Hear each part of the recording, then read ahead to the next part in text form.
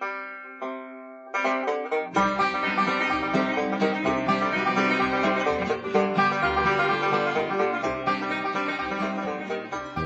I got this 22 back out for shooting a while back, you know, sometimes you hear people describe a trigger as being crisp, or sometimes you hear it as being mushy. I would have to describe the way this trigger was shooting after I took it out of the closet after, you know, years of abuse from my brother. I would describe it as being clunky. And the reason why it was clunky was there was little chunks of the buffer coming off of the buffer and getting all mixed up in the trigger between the sear and hammer and all sorts of stuff. And so I'd pull the trigger and I'd pull real hard, and all of a sudden it would break through the little hunk of whatever and fire, but by then I jerked it way off target. So what I'm going to do is I'm going to replace the buffer, get it back out on the range and see how it shoots, and if it's back to tack driving status.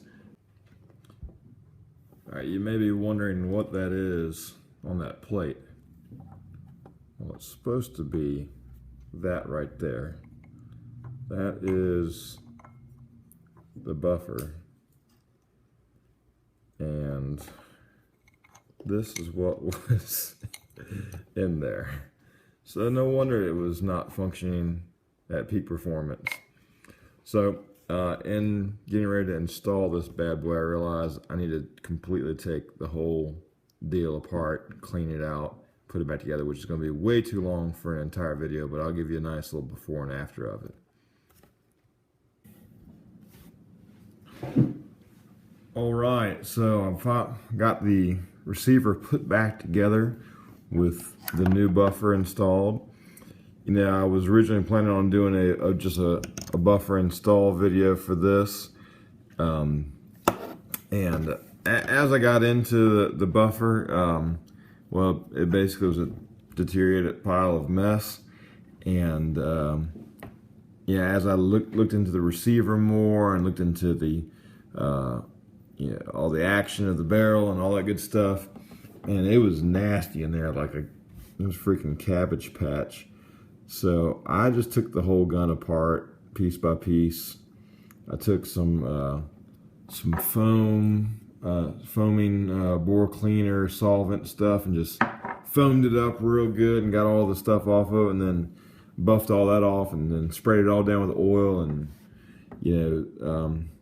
some of the pieces, it took nothing more than a little scrubbing action with a rag.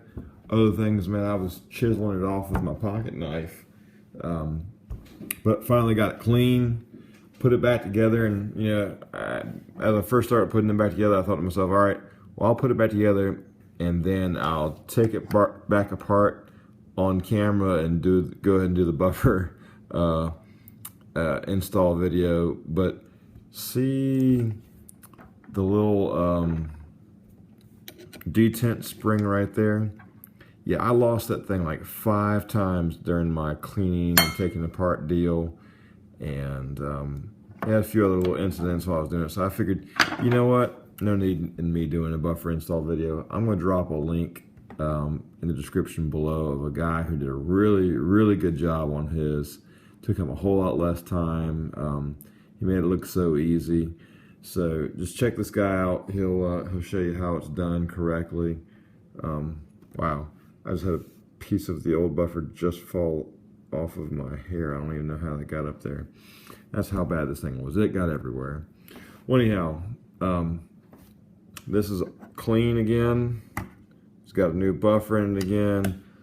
The upper is clean. I'm soaking the trigger right here, getting some junk out of the trigger so it won't be so gritty, and put this thing back together and see what she does.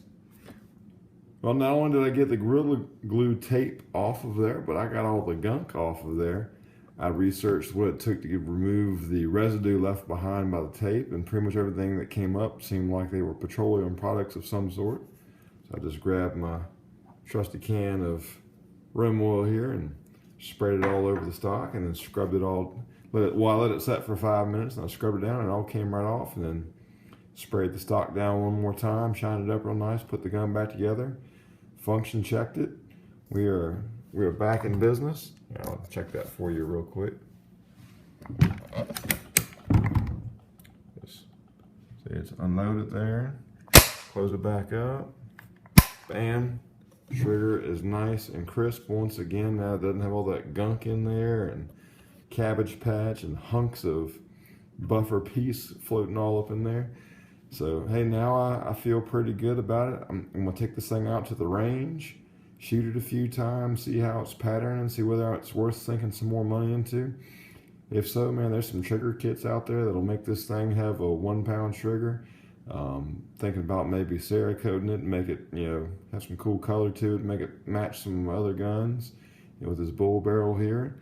I think I might thread the end of it and, try suppressing this thing a little bit. Like I said, the idea behind me fixing this gun back up is do a little squirrel hunting, but particularly with my kids and getting them out in the woods and shooting some things. So, all right.